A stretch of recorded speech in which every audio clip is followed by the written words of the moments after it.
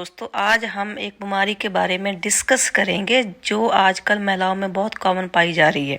ये बीमारी महिलाओं में दिन बाय दिन बढ़ती जा रही है। हम हर रोज ओपीडी में एक दो पेशेंट ऐसे देखते हैं जिन महिलाओं में बीमारी होती है।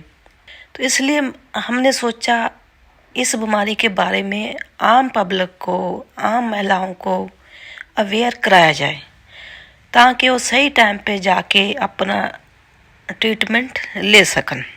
लेकिन इस बीमारी को और अच्छे से डिस्कस करने से पहले मैं आपको एक जो महिलाओं में एक नॉर्मल सिस्टम होता है उसके बारे में बताना चाहूँगी।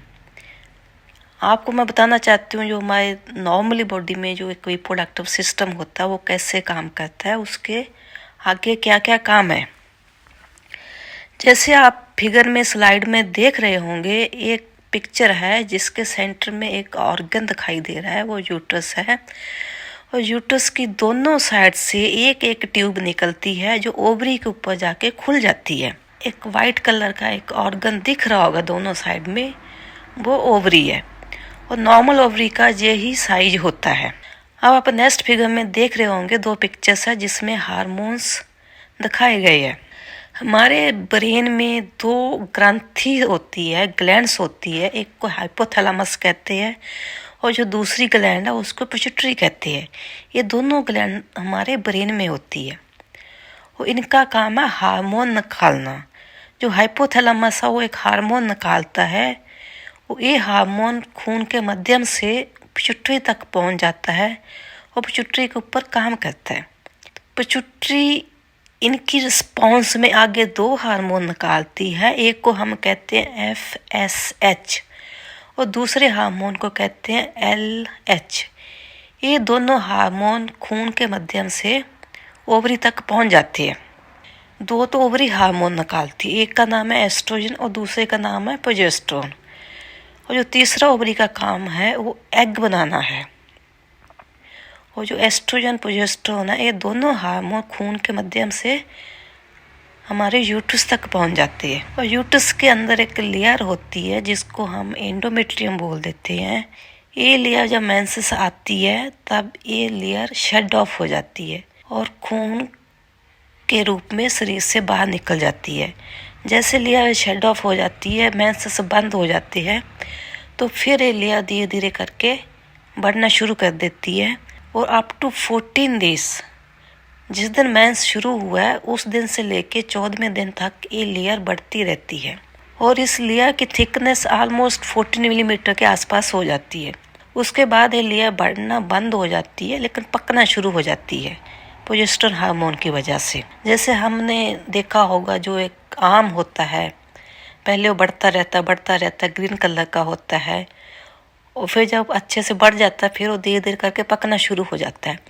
ऐसे ये झिल्ली होती है, 14वें दिन तक ये बढ़ती रहती है और 14वें दिन के बाद प्रोजेस्टेरोन हार्मोन की वजह से पकना शुरू हो जाती है। और अगले फिगर में आप दो डायग्राम देख रहे होंगे। एक ऊपर डायग्राम है जो ओवरी का डायग्राम है। हमने पूरा ओवरी नहीं दिखाया इसमें, हमने सिर्फ इतने दिखाना चाह रहे अंडा कैसे कैसे बढ़ता है। और नीचे वाली डायग्राम है जो यूट्रस है। जिस दिन मेंसेस स्टार्ट होता है उस दिन को हम पहला दिन बोलते हैं। आपने ऊपर वाली लाइन में देख रहे होंगे एक आपको गोल गोल दिखाई दे रहा है, वो अंडा है जो ओवरी के अंदर बन रहा है। अंडा धीरे धीरे करके ग्रो करता रहता है, उसके साथ साथ बच्चेदानी की नई झिल्ली बनना शुरू हो जाता है। 14 डे में ये अंडा ओवरी से निकल जाता है और जो बच्चेदानी के दोनों साइड में ट्यूब है वो इसको पिकअप कर लेती है और नली के थ्रू ये अंडा यूट्रस में पहुंच जाता है। तो फिर जैसे मैंने पहले बताया साइकिल कैसे चलता है, वो साइकिल रिपीट होता रहता है। ये हमारा नॉर्मल फंक्शन जो महिलाओं में होता है और हर के महीने सेम परिवर्तन आते हैं। आगे हम डिस्कस करेंगे PCOS जो हमारा मेन टॉपिक है। इस PCOS से बहुत सारी लड़कियां जो अनमैरिड है या मैरिड है और जो मैरिड वुमेन जिनके बच्चे हैं और जो वुमेन्स 35-40 के आसपास है हमारे पास आती है। तो इन सब महिलाओं की अलग अलग प्रॉब्लम होती है उनकी एज के हिसाब से। तो इन महिलाओं में क्या होता है, पीसीओएस में क्या होता है, आप सोचते होंगे क्यों हो जाता है ऐसा। पीसीओएस की जो बीमारी होती है इसके बहुत सारे कारण हैं। कुछ कारणों के बारे में हमको अच्छे से पता और कुछ कारणों के बारे में अभी तक पता नहीं है। मैं सिर्फ आपको 2 कारण बताऊंगी, जो मेन 2 कारण हैं। वो है एक तो आपका जेनेटिक और दूसरा इसका कारण है वेट का बढ़ना। अगर आपका वेट बढ़ रहा है तो आपको पीसीओएस होने के चांस है। अगर आपको ऑलरेडी पीसीओएस है तो वेट बढ़ने से आपकी प्रॉब्लम और बढ़ जाएगी। ये ज़रूरी नहीं है भी सारी जितनी भी ओबीस विमन होती है या जितनी मोटी महिलाएं होती है उसमें सब में पीसीओएस होगा। लेकिन पीसीओएस होने के लिए जो आपका जेनेटिक फैक्टर है, जो आपकी डिफेक्टिव ओवरी है, उसका होना बहुत ज़रूरी है। अगर आपकी ओवरी नॉर्मल है, अगर आपका वेट बढ़ भी रहा तो आपका पीसीओएस नहीं होगा। ठीक है, ये मत सोचना भी हर जो महिलाएं जिसका वेट ज़्यादा हो उनको पीसीओएस होगा। जब आपकी ओवरी डिफेक्टिव होती है तो वो ठीक से हार्मोन नहीं बनाती है और ना ही उसमें एग बनता है। तो पीसीओएस ओवरी में क्या होता है, जैसे डे 1 में आपने देखा होगा एग बनता है नॉर्मल ओवरी में, और पीसीओएस ओवरी में भी एग बनना शुरू हो जाता है। लेकिन इस एग का जो ग्रोथ होता है बहुत स्लो होता है और इस एग का ग्रोथ कंप्लीट भी नहीं होता। वो बीच में ही एक जगह जाके रुक जाएगा, आगे उसका ग्रोथ नहीं होगा।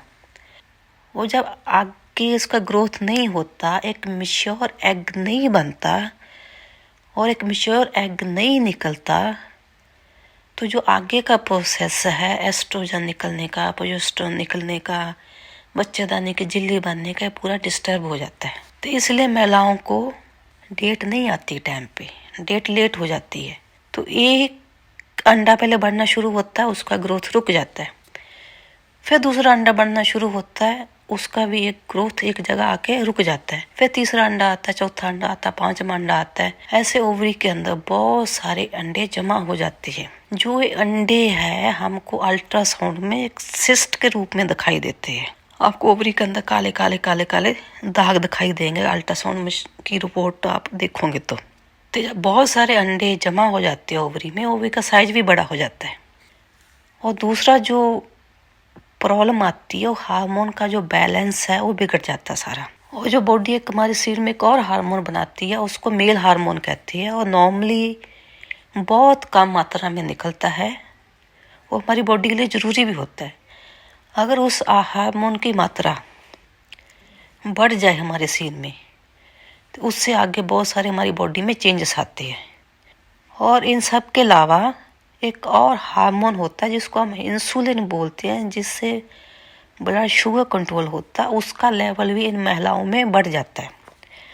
तो अल्टीमेटली क्या होता है पॉलीसिस्टिक ओवरी में, एक तो आपका अंडा पकता नहीं है, जो एस्ट्रोजन प्रोजेस्टेरोन का जो बैलेंस होता है वो खराब हो जाता है, और जो मेल हार्मोन होता है जिसको एंड्रोजन कहते हैं उसका लेवल इंक्रीज हो जाता है।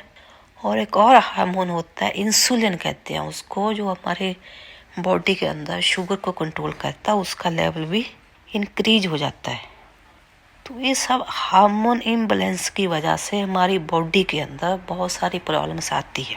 जैसे मैंने ऑलरेडी आपको बताया है, जो पॉलीसिस्टिक ओवरी होती है उसमें जो एग का साइज होता है वो धीरे धीरे करके बढ़ता है और मैच्योर नहीं होता, और जितना साइज उसका होना चाहिए 14 डे में वो नहीं होता। अब जब एग मैच्योर नहीं होता तो मेंसेस नहीं आती। इसलिए इन महिलाओं को जो उनकी मंथली होती है वो लेट आती है, 15 दिन लेट होती है, 20 दिन लेट होती है, 1 महीना, 2 महीना, 3 महीना। कुछ तो हम ऐसे भी केस देखे हैं जो टाइम पे अपना ट्रीटमेंट नहीं करवाती है, उनमें 1 साल तक डेट नहीं आई है। और दूसरा इसमें प्रॉब्लम होता है इनफर्टिलिटी का। इन महिलाओं को कंसीव करने में दिक्कत आती है, उसका भी सेम ही रीजन है, जो एग है वो प्रॉपर बनता ही नहीं है, वो टाइम पे निकलता नहीं है। अब टाइम पे नहीं निकलता तो कंसीव नहीं कर पाती है। ये दोनों जो प्रॉब्लम होती है ये एग ना बनने की या एग का प्रॉपर साइज ना बनने की वजह से होता है। एक मैंने बताया आपको पहले, जो एंड्रोजन्स का लेवल होता है, एंड्रोजन्स का मेल हार्मोन होते हैं, ये नॉर्मली हमारी बॉडी में बहुत कम मात्रा में पाए जाते हैं, लेकिन पीसीओएस वाले केसेस में इनका लेवल बहुत बढ़ जाता है। जब एंड्रोजन का लेवल बढ़ जाता है, हमारे बॉडी में मेल टाइप चेंजेस आते हैं, आदमियों जैसे चेंजेस आना शुरू हो जाते हैं। उसमें सबसे पहले हम बताएंगे एक्ने के बारे में। एक्ने नॉर्मली तो हर महिला में आती है, किसी में ज़्यादा आती है, किसी में कम आती है, लेकिन इन महिलाओं में एक्ने होने का चांसेस बढ़ जाता है। आपको सारी महिलाओं में नहीं दिखेगा, किसी में कम होता है, किसी में ज़्यादा होता है। और दूसरा होता है abnormal hair growth. Abnormal hair growth का मतलब जो महिलाओं में जहाँ पे बाल नहीं होने चाहिए वहाँ पे बाल आना शुरू हो जाते हैं। अपर लिप्स में बाल आना, जो आपकी चिन है, ठुड्डी है, उसमें बाल आते हैं। अगर प्रॉब्लम और ज़्यादा हो तो आपके पूरे चेहरे में दाढ़ी या मूछे की तरह बाल आना शुरू हो जाते हैं। अगर प्रॉब्लम और बहुत ज़्यादा हो तो ये बाल आपकी बाकी बॉडी के ऊपर भी आते हैं, जैसे चेस्ट हो गया, पेट के ऊपर बाल आना, आपके थाई के ऊपर बाल आना, आपकी जो अपर आर्म्स है उसके ऊपर बाल आना। ये सारे बाल ऐसे ग्रो हो जाते हैं जैसे एक मेल में होते हैं। और एंड्रोजन के लेवल के बढ़ने की वजह से आपके बाल झड़ना भी शुरू हो जाते हैं। वो बाल झड़ने के अलावा बाल की जो थिकनेस है वो भी पतली हो जाती है। और जो बाल झड़ने का पैटर्न है वो फीमेल की तरह नहीं है, वो मेल की तरह है। मेल के जैसे आपने बाल देखा होगा, सेंटर में बाल होते हैं, वो दोनों साइड से झड़ना शुरू हो जाते हैं, तो उस तरह बाल झड़ेंगे इस केसेस में। और अगर मेल हार्मोन का लेवल बहुत ज़्यादा हो जाए, बहुत ही ज़्यादा हो जाए, उस केसेस में ये आदमी वाले चेंजेस इतने ज़्यादा आ जाते हैं, इतने ज़्यादा आ जाते हैं, जो महिला का पूरा बॉडी ही आदमी की तरह हो जाता है। उसके पूरे शरीर में बाल होंगे, आदमियों की तरह उसका जो मसल मास है, मोटी मोटी बाजू ये हो जाएगी, आदमियों की तरह उसका पेट मोटा होगा। और इससे अलावा क्या होता है, उनकी आवाज़ भी चेंज हो जाती है। वैसे आपने महिलाओं की आवाज़ देखा होगा, ये पतली होती है, सुरीली होती है, और मेल की आवाज़ होती है थोड़ी सी बारी आवाज़ होती है। अगर मेल हार्मोन का लेवल बहुत ज़्यादा हो जाए तो उनकी आवाज़ में भी चेंज आ जाता है, आदमी की तरह बारी हो जाती है। हमने एक और हार्मोन बताया था जिसको कहते हैं इंसुलिन। इंसुलिन ज़्यादा होने की वजह से भी हमारी बॉडी में चेंजेस आते हैं, और मेडिकल भाषा में हम इसको बोलते हैं कैंथोसिस निग्रिकैन। कैंथोसिस निग्रिकैन में क्या होता है, जो आपकी चमड़ी होती है वो थोड़ी सी थिक हो जाएगी, डार्क ब्राउन हो जाएगी। और ये कौन कौन सी जगह पे होती है, जो सबसे इसका कॉमन एरिया है, जो सबसे ज़्यादा पाई जाती है, वो होती है नेक। और दूसरा होता है आपका आर्म पिट। आप पिक्चर में देख रहे हैं, हमने एक महिला की नेक दिखाई हुई है, उसकी जो चमड़ी है वो डार्क ब्राउन हो चुकी है। और दूसरी पिक्चर में है आर्म पिट, एक्जिला, वो भी ब्लैक हो चुका है। और इसके अलावा ये चेंजेस आपके ऊपर वाला होंठ है उसमें भी आ सकते हैं। जो छाती की निप्पल्स होती है वो बहुत ज़्यादा काली हो जाएगी। बाकी जो आपके ग्रोन्स होते हैं वहाँ भी आ जाते हैं चेंजेस। वेट गेन से क्या होता है, इंसुलिन का लेवल भी हमारी बॉडी में बढ़ जाता है, और आपको आगे फ्यूचर में डायबिटीज़ होने का चांस रहता है। और आपका वेट अगर बहुत ज़्यादा बढ़ जाता है, उस केसेस में क्या होता है, आपको रात को सोने में दिक्कत आएगी। उसको हम बोलते हैं स्लीप एपोनिया सिंड्रोम। जब आप रात को सो जाते हो आपका बॉडी रिलैक्स हो जाता है, और वेट की वजह से क्या होता है, जो आपकी सांस की नली होती है उसके ऊपर वजन पड़ता है। वजन पड़ने की वजह से वो पार्शली ब्लॉक हो जाती है। जब पार्शली ब्लॉक हो जाती है तो आपको सांस लेने में दिक्कत आती है। जब सांस लेने में दिक्कत आती है तो आपका जो स्लीप है, जो आपकी नींद है, वो टूट जाती है। इस तरह आप रात को बार बार उठते रहोगे। बार बार उठने की वजह से आपकी नींद पूरी नहीं होगी, तो अगले दिन आपका हैंगओवर चलता रहेगा। और ओबेसिटी की वजह से जो एक और दिक्कत आती है वो हैगा आपके बॉडी के अंदर कोलेस्ट्रॉल लेवल का बढ़ जाना। कोलेस्ट्रॉल का लेवल बढ़ने से क्या होता है, आपका जो खून है उसके अंदर जो लिपिड्स होती है उनका लेवल ज़्यादा हो जाएगा। जब लिपिड्स का लेवल ज़्यादा हो जाता है हमारे शरीर में, तो वो लिपिड्स हमारी जो ब्लड की नलियाँ हैं, जो हार्ट की नलियाँ हैं जो उसको ब्लड सप्लाई देती है, उसमें जमना शुरू हो जाता है। जमने की वजह से क्या होता है, फ्यूचर में आगे जब नलियाँ नैरो हो जाएगी या उनका जो अंदर ल्यूमन है वो छोटा हो जाएगा, तो ब्लड सप्लाई हार्ट को ठीक से नहीं जाएगी, तो आपको हार्ट अटैक होने का चांसेस बढ़ जाएगा, बीपी बढ़ने का रिस्क भी बढ़ जाएगा। ये प्रॉब्लम्स होती है वेट गेन होने की वजह से। एक तो स्लीप एपनिया हो गया, जो आपको रात को नींद टूटेगी बार बार, और दूसरा होता है आपको ब्लड शुगर का लेवल बढ़ जाना, और तीसरा हो रहा आपका कोलेस्ट्रॉल का लेवल इंक्रीज हो जाना। इन सब की वजह से आपको लेटर लाइफ में जब 40-45 साल के हो जाएंगे तो आपको जो दिक्कत आएगी, आपका बीपी बढ़ेगा, आपका ब्लड शुगर बढ़ा होगा, और आपको हार्ट अटैक होने का रिस्क भी बढ़ जाएगा। ये थे इस बीमारी के लक्षण। आगे हम डिस्कस करने जा रहे हैं इस बीमारी को हम पता कैसे लगाएं। इस बीमारी का पता लगाना बहुत ही आसान है। सबसे पहले जब हमारे पास पेशेंट आता है, हम पूछते हैं भाई आपको प्रॉब्लम क्या है। जो मैक्सिमम लेडीज हमारे पास आती है वो यही कहती है, मैडम हमारा डेट टाइम पे नहीं आ रहा, लेट हो रहा है। किसी का 15 दिन लेट हो रहा है, किसी का 1 महीना लेट हुआ, किसी का उससे ज़्यादा भी लेट हो रहा है। और कुछ महिलाएं होती है, मेंसेस की प्रॉब्लम तो उनको होती है, वो तो उनको जूस्ड हो चुकी होती है, उनको कोई ज़्यादा फर्क नहीं पड़ता, चलो 15 दिन बाद आ रही है, 1 महीना बाद आ रही है। लेकिन उनको आगे जो प्रॉब्लम आती है वो कंसीव करने में आती है, इनफर्टिलिटी की प्रॉब्लम होती है। क्योंकि इन महिलाओं में जो एग है वो ठीक से बनता ही नहीं है, एग मैच्योर ही नहीं होता। जब एग मैच्योर ही नहीं होता तो डेट नहीं आएगी, जब एग मैच्योर नहीं होगा तो प्रेगनेंसी भी नहीं आएगी। क्योंकि मेंसेस को टाइम पे आने के लिए और प्रेगनेंसी रुकने के लिए एग का बनना, एग का मैच्योर होना, एग का टाइमली बाहर आ जाना बहुत ज़रूरी होता है। तो इसलिए महिलाएं सफ़र करती है मेंसेस की प्रॉब्लम से और इनफर्टिलिटी की प्रॉब्लम से।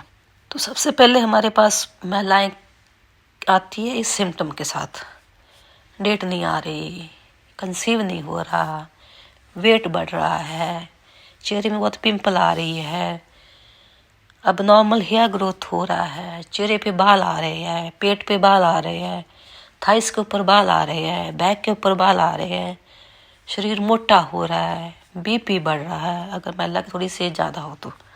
और दूसरा हम जो करवाते हैं इसमें ब्लड टेस्ट करवाते हैं। ब्लड टेस्ट में हम बेसिकली एक तो हार्मोन्स के लेवल से देखते हैं, और दूसरा देखते हैं उनका ब्लड शुगर, ब्लड कोलेस्ट्रॉल। जो हम हार्मोन के टेस्ट करवाते हैं उसमें FSH होता है, LH होता है, एस्ट्रोजन कोई ज़रूरी नहीं है, करवाना चाहो तो करवा सकते हैं। बाकी मेल हार्मोन्स होते हैं जिसको नाम है टेस्टोस्टेरोन, वो करवाते हैं, ब्लड शुगर का लेवल करवाते हैं, और हम उसका कोलेस्ट्रॉल का लेवल करवाते हैं। और इसके अलावा कुछ हमारे शरीर में और भी बीमारियां पाई जाती है जिसकी वजह से मेंसेस लेट होती है, तो उनको भी हम रूल आउट करने के लिए एडिशनल टेस्ट करवाते हैं। तो उसमें जो पहला हार्मोन्स होता है उसको कहते हैं 17 अल्फा हाइड्रोक्सी प्रोजेस्टेरोन, और दूसरा हम कराते हैं थायराइड के टेस्ट, और तीसरा हम प्रोलैक्टिन टेस्ट। अगर इनका लेवल भी डिस्टर्ब हो जाएगा तो महिलाओं को मेंसेस में दिक्कत आती है। और जो आगे बहुत ही ज़रूरी टेस्ट है वो हैगा अल्ट्रासाउंड। अल्ट्रासाउंड में हम देख सिस्ट बने हैं या नहीं। अगर दोनों साइड में, एक साइड में कम से कम 12 सिस्ट है और जिनका साइज 2 से 9 मिलीमीटर के बीच होता है, जहाँ जो ओवरी का ओवरऑल साइज अगर वो इंक्रीज हो गया तो भी हम कहते हैं आपको PCOS है। तो इसलिए डायग्नोस करने के लिए बीमारी को हमारे पास 3 क्राइटेरिया हो गया। एक तो उसका लक्षण, और दूसरा हो गया ब्लड टेस्ट जिसमें हम हार्मोन इम्बैलेंस देखते हैं, और तीसरा हो गया अल्ट्रासाउंड जिसमें हम डायरेक्टली अल्ट्रासाउंड में देख लेते हैं ओवरी में सिस्ट है या नहीं। अगर हमको तीनों में 2 क्राइटेरिया भी मिल जाती है तो हम उस लेडी को डायग्नोस करते हैं भी उसको PCOS है। अब PCOS है, अब आपको चिंता हो रही होगी तो इस बीमारी से छुटकारा कैसे पाएं, क्या इलाज है इसका। देखो, आपने पहले ही बताया है आपको, इस बीमारी का परमानेंट इलाज नहीं है। ये बीमारी की जो मेन कारण है, मेन कल्प्रिट है, मेन वजह है जो कभी ठीक से काम नहीं करेगी, हम उसको कोई ठीक नहीं कर सकते। हमारे पास ऐसी कोई मेडिसिन नहीं है, हमारे पास क्या पूरी दुनिया में ऐसी कोई मेडिसिन नहीं है जो उस डिफेक्ट को हम आज की डेट में ठीक कर पाए। तो हम इसको ठीक करने के लिए ऐसी मेडिसिन्स देते हैं जिससे जो हार्मोन इम्बैलेंस है वो ठीक हो जाए। ओवरी जैसी है उसको रहने दो, लेकिन जो हार्मोन्स चेंजेस हो रहे हैं हम उसको ठीक करें। तो जो ट्रीटमेंट है इसका हर एज ग्रुप में अलग अलग है। वो जो इसका ट्रीटमेंट होता है वो उसके सिम्टम के ऊपर आधारित है, किस महिला को क्या चाहिए। जो लड़कियां यंग होती है, स्कूल जंग कॉलेज गोइंग गर्ल है, उनको सिर्फ एक ही मतलब होता है हमारी डेट टाइम पे आ जाए। अगर उनका एक्नीस है, या उनके बाल झड़ रहे हैं, या उनका हेयर ग्रोथ अब नॉर्मल है, वो ठीक हो जाए। तो ऐसी लड़कियों को हम एक मेडिसिन है गर्भ निरोध पिल, उसके ऊपर उनको डाल देते हैं। उनको कहते हैं बेटा आप 4-5 साल इसको खाते रहिए, जब तक आपकी शादी नहीं होती तब तक खाते रहिए। गर्भ निरोध पिल से क्या होता है, जितना भी आपके अंदर हार्मोन्स इम्बैलेंस होते हैं वो ठीक हो जाते हैं। जो हार्मोन इम्बैलेंस की वजह से आपका वेट गेन हुआ, या आपका शुगर लेवल बढ़ा, जहाँ आपका फैट लेवल बढ़ा, जहाँ आपका एक्नीस हुआ, जहाँ आपका हेयर लॉस हुआ, ये सब ठीक हो जाता है। लेकिन टाइम लगता है इसमें। अगर आप सोचोगे मैंने आज मेडिसिन स्टार्ट किया कल ठीक हो जाए, ऐसा नहीं होगा। ठीक है, कम से कम 6 महीने लगते हैं आपको चेंजेस देखने के लिए। और जो महिलाएं शादीशुदा है उनमें 2 टाइप की प्रॉब्लम होती है। एक तो उनको डेट नहीं आ रही होती, और दूसरा बाकी सारे सिम्टम हो सकते हैं। और उनके साथ साथ महिलाओं को उनको इनफर्टिलिटी का प्रॉब्लम होता है। मोस्ट ऑफ द महिलाएं जो हमारे पास आती है वो कहती है मैडम मेरी डेट तो ऐसी चल रही है, मुझे अभी बच्चे कंसीव नहीं हो रहे। तो ऐसी महिलाओं को फिर हम ऐसी मेडिसिन देते हैं, उनका जो एग है उसका साइज बढ़े और एग मैच्योर हो, टाइम पे निकले और महिला कंसीव करे। तो हम इन महिलाओं को अंडा बनने की दवाई देते हैं। अगर वो 6 महीना साल के अंदर कंसीव हो जाती है तो अच्छी बात है। अगर वो कंसीव नहीं होती है तो हम ऐसी महिलाओं को जो ERT सेंटर्स होते हैं जहाँ टेस्ट ट्यूब बेबी होता है वहाँ भेज देती हैं। और तीसरा ग्रुप आ जाता है महिलाओं का जिनकी शादी भी हो गई, बच्चे भी हो गए, अब उनको डेट नहीं आ रही।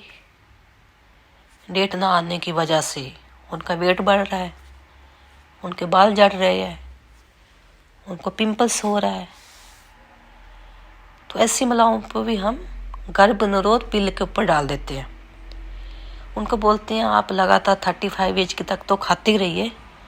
अगर आपको कोई और बीमारी नहीं है, अगर आपको शुगर नहीं है, अगर आपको BP ज़्यादा नहीं है, अगर आपको कोई मेडिसिन सूट करती है तो आप इसको 35-40 की उम्र तक खाते रहिए। अगर कुछ उसमें ऐसी बीमारी है जो हम मेडिसिन नहीं दे सकते तो फिर हम उसका कोई अल्टरनेटिव सोचते हैं। और जो सबसे इम्पोर्टेंट है इस बीमारी में वो है वेट रिडक्शन। अगर आप अपनी बॉडी का 5 से 7% वेट भी कम कर लेते हो, आपकी समस्या 80% तक हल हो सकती है। अगर आपको बीमारी ज़्यादा सीवियर नहीं है, माइल्ड फॉर्म में है, तो आपका काम सिर्फ वेट रिडक्शन से ही चल जाएगा। अगर आपका वेट ज़्यादा है, क्योंकि जो PCOS की महिलाएं होती है उसका सबका वेट ज़्यादा नहीं होता, 50% महिलाओं का वेट ही ज़्यादा होता है। अगर आप उस ग्रुप में आते हो तो सबसे पहले आप अपना वेट कम करिए। अगर आपने 5 से 7% भी वेट कम कर लिया तो आपकी बीमारी 80% बीमारी आपकी ठीक हो जाएगी, लेकिन थोड़ा सा टाइम लेगी। और वेट कम करने की वजह से क्या होता है, जो आपकी ओबेसिटी है, ओबेसिटी कम हो जाएगी। आपको स्लीप आने में प्रॉब्लम होती है, वो कम हो जाएगा। वेट कम होगा तो आपके जो मेल हार्मोन सब वो कम हो जाएंगे, जो उनसे आगे आपको दिक्कत आ रही है वो कम हो जाएगी। वेट कम होने की वजह से जो आपके अंदर इंसुलिन का लेवल है वो कम हो जाएगा, जिससे आपको आपके जो ब्लड शुगर लेवल है वो कम हो जाएंगे। जो आपको कैंथोसिस निग्री कहना है, जिसमें स्किन मोटी और काली हो जाती है गर्दन पे, वो कम हो जाएगी। आपका वेट कम होता तो आपकी जो बॉडी में कोलेस्ट्रॉल है वो कम हो जाएगा। कोलेस्ट्रॉल कम होगा तो आपको आगे जाके बीपी नहीं बढ़ेगा, आपका ब्लड शुगर नहीं बढ़ेगा, आपका जो हार्ट अटैक का रिस्क था वो भी कम हो जाएगा। मैंने पूरी कोशिश की है आपको ये बीमारी को समझाने के लिए। उम्मीद करती हूँ आपको समझ जरूर आया होगा। अगर उसके बाद भी आपके दिमाग में कोई डाउट है, जहाँ आप और इसके बारे में जानना चाहते हो, जहाँ आप किसी और बीमारी के बारे में जानना चाहते हो, प्लीज़ हमको हमारे कमेंट सेक्शन में लिख के बताएं। और हम इस तरह की वीडियोस लेके आते रहेंगे। और हम चाहते हैं आप अपनी नॉलेज बढ़ाएं। अगर जो ज़रूरतमंद है उनको डेफिनेटली फ़ायदा होगा। तो मेरी सबको नमस्कार, जय हिंद।